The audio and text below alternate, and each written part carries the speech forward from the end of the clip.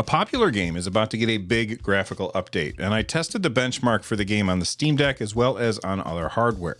We're going to talk about that, plus we've got an update to a game that makes it way more playable on the Steam Deck. Plus, Valve has a big sale going on right now. We're going to talk about that sale and some interesting news when it comes to cross-save and cross-play between the PC and the PlayStation. And Nintendo is helping to sell Steam Decks. So let's get into it. When Valve first unveiled the Steam Deck, Gabe was talking to IGN, and he said specifically, he called out that he had been playing Final Fantasy XIV on his Steam Deck. He's been playing a white mage. He was playing it with his son.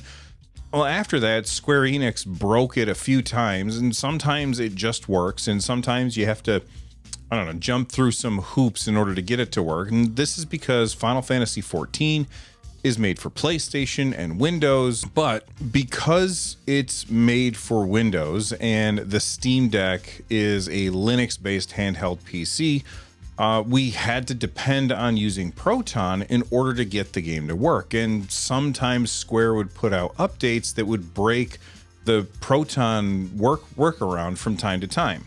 Now, I do feel like it's important to point out that I am not currently subscribed to Final Fantasy XIV, so I haven't played it on my Steam Deck in months and months, hell, maybe even a year at this point. So I don't know what the current experience is like. If you do know, let me know in the comments down below that like button. Anyway, let's get back to the Steam Deck. But first, I want to thank the sponsor for today's episode, Soylent. This video is brought to you by Soylent. I've got a full-time job and a YouTube channel, and I don't always have time to cook. Sometimes I just need a quick pick-me-up. That's where Soylent comes in. Soylent is a meal replacement drink that comes in a bunch of different flavors.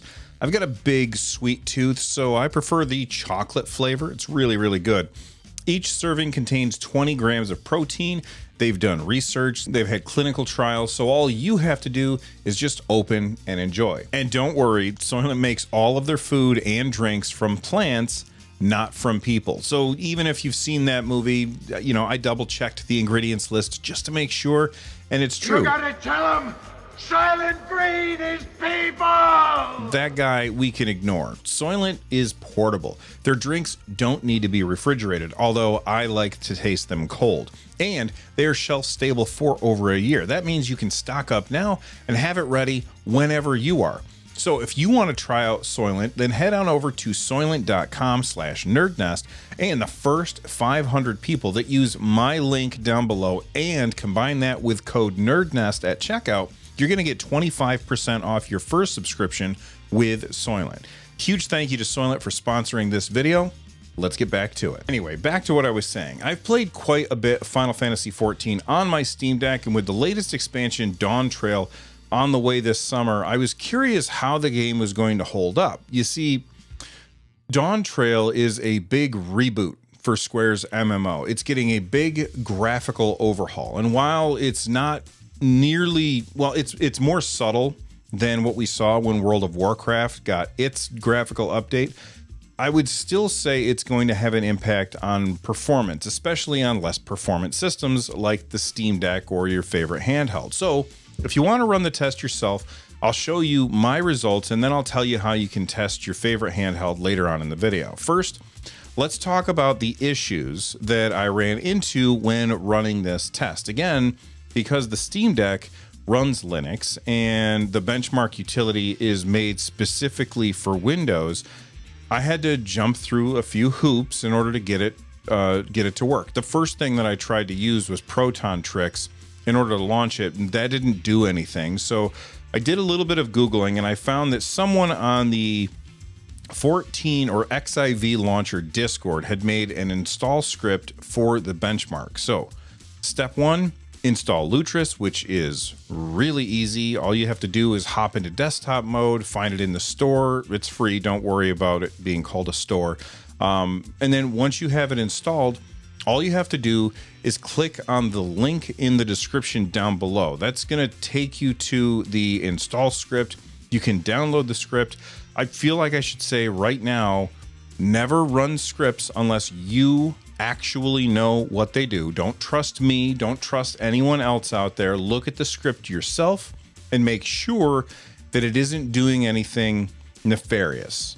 I didn't follow this advice and it worked out fine, but it could easily go wrong. And if you don't know what you're doing, you could run into issues where you end up having to wipe your device in order to fix any problems that came up. Anyway, there's your warning. Once you've got the script downloaded, then open up Lutris and you're going to click on the plus in the top left. Then you're going to navigate to wherever it is that you saved the install script. You're going to select it and then let the script do its work. It's going to take, I don't know, 10, 15 minutes. I really kind of lost track of time while it was working. Once it's done, you can close it down and head back into gaming mode. I was interested in seeing how the performance difference would be between the Van Gogh processor in the Steam Deck and the Z1 Extreme chip that's in the Asus ROG Ally and the Lenovo Legion Go. And since those both run Windows, I didn't have to jump through any hopes. I didn't have to jump through any Lutris hoops in order to test this out. So I downloaded it on the Legion Go and I ran both benchmarks side by side, which you can see right now. I used the same settings for both. I had the deck on the default performance mode and I had the Legion Go on the performance mode for TDP, and then I sent the OS to efficiency mode.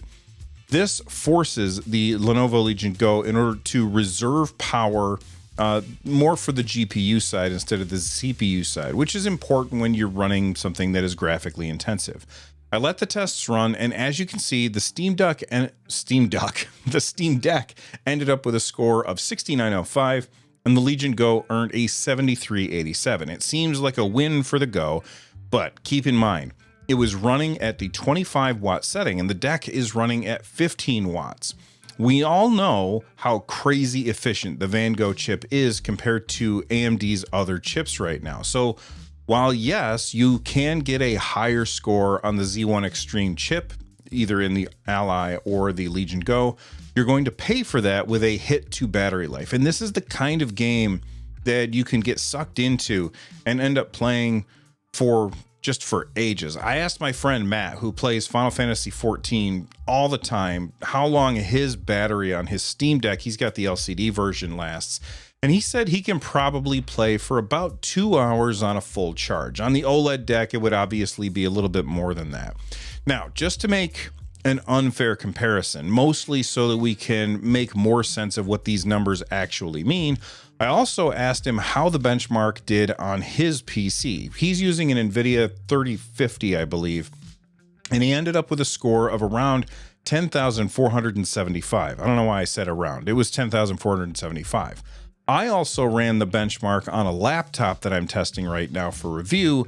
The laptop has a 4080 in it, and this thing absolutely screams. For instance, I was able to run Baldur's Gate 3 at 2560 by 1600 at well over 100 frames per second, though that is in Act 1. I don't have a save file that takes you to the city, so I don't really know what that would be like. That's beside the point. Anyway, Dawn Trail benchmark was able to score 12,678 on the 4080 laptop. This is running at 2560 by 1440 at the desktop high preset.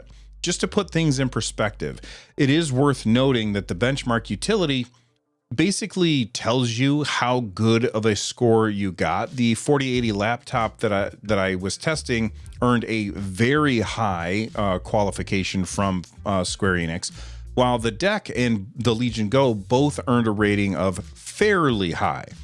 The difference between very high and fairly high seems to be a couple of thousand. So, take that for what it's worth. This is great. It shows that even with the big graphical update, we're going to have a good experience playing on our favorite handhelds, especially if you limit the deck to, say, 40 frames per second and the screen refresh to 80. It should be a pretty great experience. Or you could limit the game to 30 frames per second and the refresh rate to 90 hertz. Again, a smooth experience, especially once you get in game and you can start adjusting things to make it, work exactly the way that you want it to. By the way, only 52% of the people that watch my show are actually subscribed. So I just wanted to take a second to say, if you enjoy the show, if you found it interesting, entertainment, or useful, do me a favor and click the subscribe button and turn on notifications. It's free. You can always change your mind later, and I would absolutely love to hit 100,000 subscribers this year. So to everyone that's already clicked those buttons and subscribed, thank you so much. You are awesome. Anyway, let's move on to a very cool update to a classic game that got an unofficially but sanctioned remake a few years back. I'm talking about Half-Life. Half-Life, the game that put Valve on the map. It got a remake a few years ago called Black Mesa. It wasn't made by Valve, but they gave it the okay. It was made completely by fans. Well, the remake just got some updates that make it even better on handhelds like the Steam Deck, and it particularly shines on the Steam Deck. I found this over at SteamDeckHQ.com. The remake has been ported to DXVK 2.3.1. This means that the game is going to perform better than it did previously, especially if you're running the game using Vulkan, which is what I usually use if I'm given the option to pick. It's what I usually use when I'm playing a game on the Steam Deck. They also updated the UI of the game to make it a little bit more controller friendly, and most importantly, they now fully support Steam input and gyro support, which makes the game really great to play on the Steam Deck. If that sounds good, then you should probably pick it up right now because it's on sale for 80% off with the Steam FPS Fest, which is going on right now until April 22nd. Since I'm mentioning that sale, there are a couple of demos available. I tried out the demo for System Shock. Very cool. There was an update to Rise of the Triad Ludicrous Edition, which looks fantastic, and I'm probably going to end up picking that one up. Resident Evil Village is on sale right now for $15. You can get Fallout 76 for $8. You can get Fallout 4 for $5. Both of which just got big updates to go alongside the new Fallout TV show, which is on Amazon. I'm 3 episodes in on that right now, and I'm really loving it. Walton Goggins is amazing in this show. No surprise there. That guy's always fantastic. But maybe you don't love Fallout. Maybe you don't love Fallout and you still want to explore a post-apocalyptic wasteland.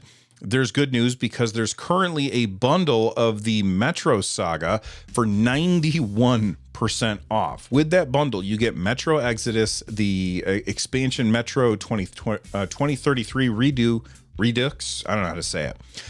Metro Last Light Redux. I played Metro Exodus on Stadia before Google turned tail and ran away like the cowards that they are. Yeah, I'm calling you out, Google. And the game was really fun. It was super interesting, kind of a mix between exploratory stuff and some horror stuff. I like it a lot. But if you would rather visit feudal Japan instead of a radiation-infested wasteland, then I've got some good news for you on PC, because Ghost of Tsushima, and you know what? I said Tsushima and somebody said, no, it's Tsushima. I don't know how to say it. Don't yell at me. Whatever. Anyway. The requirements are now available, and they show that you should be able to run the game okay on your favorite handhelds, probably at 720p, 30 frames per second. The game will play fine like that. I am particularly interested in seeing how the Kurosawa mode looks on the OLED screen, because on the OLED screen of my Steam Deck, if you don't know what the Kurosawa mode is, it's like a black and white mode with filters that makes the game look and sound like old Japanese samurai movies. And it looks gorgeous. On the OLED Steam Deck, I can't imagine how good that is going to look. It's going to look pretty amazing. I wish more games would do that kind of thing. Just add in those filters to make the game look a little bit different. It's a stark contrast from anything else that's out there. In addition to that, trophy hunters should get excited because Ghosts is also going to bring with it PSN trophies as part of the PlayStation overlay. So you can unlock your trophies on your PlayStation or on your PC. This should also have access to your PSN friends list. I'm not seeing any word yet on whether or not it has cross saves with PlayStation, but it does have cross play, so you can play online with other people who are on PlayStation.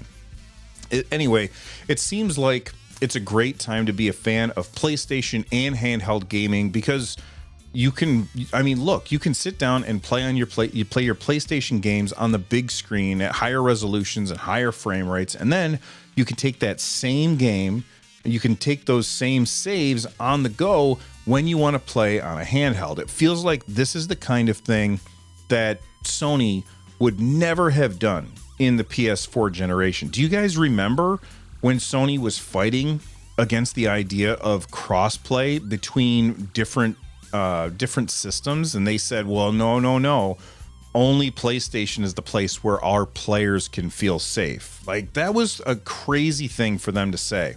Anyway, crossplay being added to this and hopefully cross saves is just fantastic news. So anyway, hopefully Sony is doing this because they get the feeling that they need to get their games in front of people that don't have a PS5. And it feels like that era of closed offness, that's a word now, I'm going to just bank it. It's over. And that's a really, really good thing. Fingers crossed that they keep this kind of thing going. Before handheld PCs became more popular thanks to Valve and the Steam Deck, there would often be some pretty big hype surrounding an indie showcase from Nintendo, and for good reason.